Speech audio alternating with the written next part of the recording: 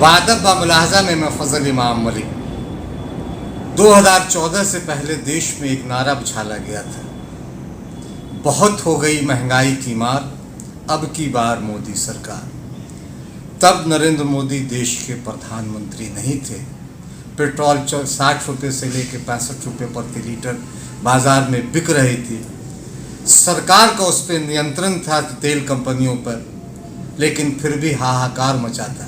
20 पैसा, 30 पैसा, 2 रुपये, 3 रुपये लीटर पेट्रोल अगर कीमतों में उछाल होता था तो भारतीय जनता पार्टी और उसके नेता सड़कों पर उतर आते थे, थालियां पीटते थे। स्मृति ईरानी रसोई गैस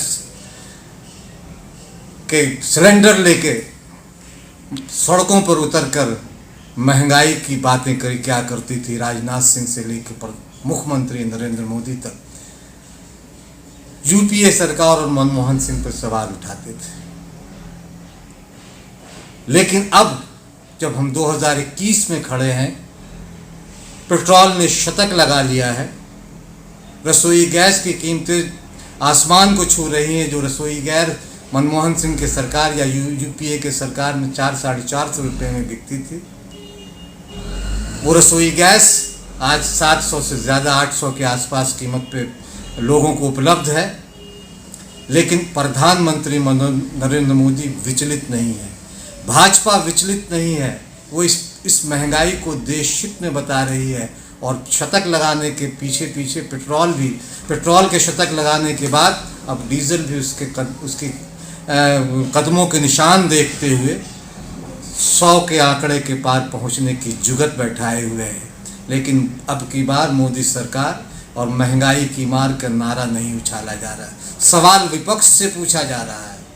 हम इस पे बात करेंगे, लेकिन इससे पहले एक गुजारिश, एक निवेदन है कि अगर अभी तक आपने वादब व मुलाहजा को सब्सक्राइब नहीं किया है तो इसे सब्सक्राइब करें, लाइक करें और ज़्यादा से ज़्यादा शेयर करें, ताकि हम आपकी ताकत बने और आप हमारी ताकत बने। साथ ही साथ ये गुजारिश भी है कि अपनी इच्छा और क्षमता के मुताबिक वादब व मुलाहजा को आर्थिक सहयोग भी करें, ताकि हम जन सरोकारों की पत्रकारिता को और आगे बढ़ा सकें।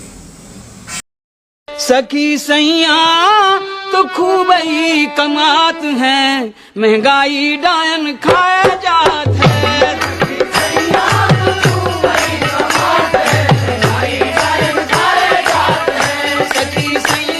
तो खूब ही कमात है, महंगाई डायन खाया जात है। हर महीना उछले पेट्रोल डीजल का उछला है रोल, शक्कर बाई के कामोल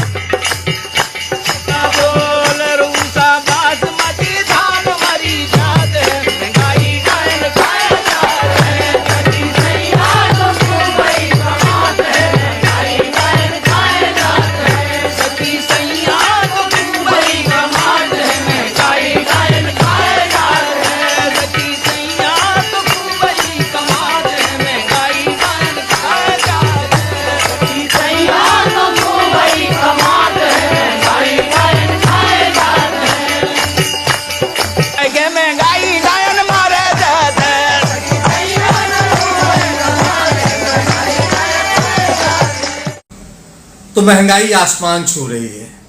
पेट्रोल की कीमतों को पर लग गए हैं, उसने शतक जमा लिया है। ये अलग बात है कि पेट्रोल ने शतक जमाया और राष्ट्रवाद का नारा लगाने वाले भक्त इस बात को लेकर अपनी पीठ थपथपा रहे हैं कि चीन की कंपनी वीवो ने आईपीएल में फिर से अपना जगह बनाई, फिर से घुसपैठ की, फिर से स्पॉन्सरशिप हासिल कर लिया। लेकिन महंगाई है कि आसमान को छू रही है। इसे राष्ट्रहित में बताया जा रहा है। अभी अभी एक उत्तर प्रदेश के एक मंत्री हैं मोहसिन रजा, उन्होंने एक प्रेस कॉन्फ्रेंस में जो तर्क दिए वो अद्भुत तर्क थे। उन्होंने सारी चीज़ों को जोड़ दिया कि ग्लोबल और अंतर्राष्ट्रीय। तो दरअसल इस सरकार की सबसे बड़ी खूबी यह है कि कुछ भी अगर होता है तो अंतर्राष्ट्रीय ताकतों को उससे जोड़ दिया जाता है। किसान का आंदोलन हो रहा, उसमें अंतर्राष्ट्रीय ताकत, और अब पेट्रोल की कीमतें बढ़ रही, उसे ग्लोबल बताया जा रहा है। और उनका तर्क था कि ये राष्ट्र हित में है, राष्ट्र के लिए बहुत काम हुए पिछले 6-7 साल में, अब पता नहीं वो, हालांकि वो काम गिना नहीं पा रहे हैं कि पिछले 6-7 साल में क्या काम हुए, लेकिन वो कह रहे हैं कि बहुत काम हुए। लेकिन यह है कि पेट्रोल की कीमतें आसमान को छू रही हैं। तब अमिताभ बच्चन से लेकर अक्षय कुमार और अनुपम खेर तक ने ट्वीट किया था। अमिताभ बच्चन ने तो कहा था कि एक चुटकुला शेयर किया था ट्वीट पे कि किसी ने पेट्रोल पंप पे कहा कि उसकी गाड़ी पर पेट्रोल छिड़क दो, 2-4 रुपये का डाल दो ताकि वो आग लगा सके। और अनुपम खेर और अक्षय कुमार साइकिलें निकाल रहे थे। और बाबा से व्यापारी बने रामदेव जी ने तो 35 रुपये का ही ऐलान कर दिया था। एक चैनल के अदालत में जब वो आए तो उन्होंने दर्शकों से पूछा कि आपको 80 रुपये पेट्रोल चाहिए या 35 रुपये वाली सरकार चाहिए। आज व्यापारी बने बाबा रामदेव भी पेट्रोल की बढ़ती कीमतों पे चुप हैं, महंगाई पे चुप हैं, और मंत्री संतरी तो खामोश हैं। और सवाल विपक्ष से पूछा जा रहा है। कभी एक गाना गूंजा करता था 2014 से पहले के महंगाई डायन खायत जात है। आज महंगाई डायन नहीं, शायद भोजाई बन गई है। इसलिए सत्ता अपनी पीठ थपथपा रहा है। पेट्रोल 100 रुपये के पार हो चुका है, लेकिन प्रधानमंत्री तर्क दे रहे हैं कि आयात पर हम ज़्यादा निर्भर हो गए थे। दिलचस्प यह है कि अगर आंकड़ा देखा जाए तो देश का जो क्रूड ऑयल है, कच्चे तेल की जो पैदा करने की क्षमता है, उसमें वो घटी है, जबकि आयात की क्षमता में बहुत इजाफा हुआ है। इस सरकार ने आयात तेल का, कच्चे तेल का आयात ज़्यादा किया है और घरेलू उत्पादन तेल का बहुत कम हो गया है, क्योंकि इसकी जो ONGC या दूसरी कंपनियां हैं जो खुदाई करती हैं तेल के लिए, तेल खोजती हैं, उनके पास अब पैसा नहीं है। उसका पैसे को दूसरी जगह डाइवर्ट कर दिया गया है। जाहिर है कि इसका नुकसान देश को उठाना पड़ रहा है, लेकिन सरकार बल्ले बल्ले है। इनके मंत्री देश हित की बातें कर रहे हैं, लेकिन अगर ये देश हित है और महंगाई इस तरह बढ़ती जा रही है तो सवाल तो सरकार से पूछे जाएंगे, क्योंकि सरकार ने 7 साल पहले कहा था कि बहुत हो गई महंगाई की मार, अब की बार मोदी सरकार।